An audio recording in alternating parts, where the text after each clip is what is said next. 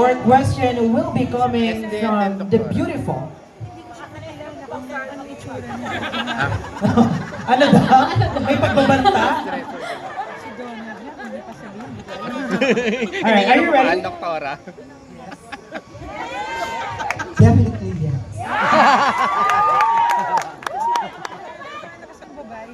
Mas madali itong tanong ko, Nag-iba ng itsura. Miss number 3 or Opo. candidate number 3.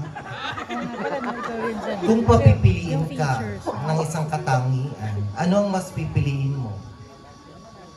Abilidad o kayamanan? At bakit? Bago ko po sagutin ang katanungan, Yes.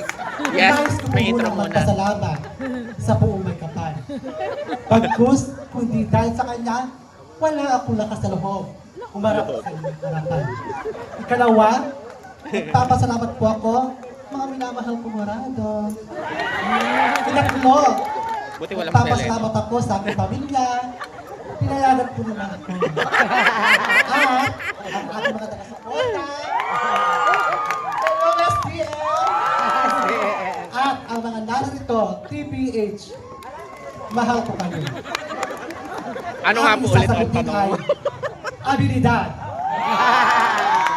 Yun lamang. Pagkus ang Charis. abilidad sa aking sarili, meron akong klaseng tatlong layunin na kagandahan sa ating kalooban.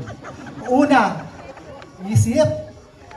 Ikalawa, puso. Ay, sir. Ikatlo, Paano lang po? kamay. Thank you po. Isip. Opo.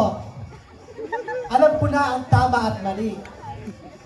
As long as gumagawa ka ng tama, marami kang napapasaya sa kapwa. Puso. Kailangan sinasa puso ang ginagawa ng isang tao. Kagaya nito.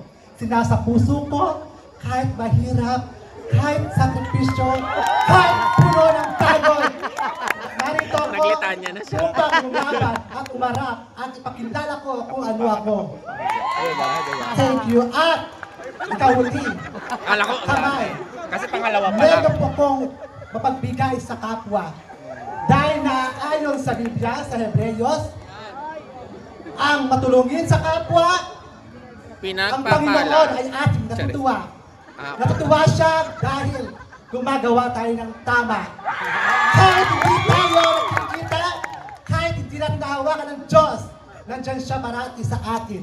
Kaya dapat ang una natin gawin ay unahin natin ang Panginoon para pagdating ng panahon, ikaw ay hindi maliligaw ng landas. Maraming salamat.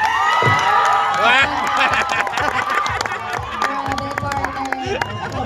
Wait lang po.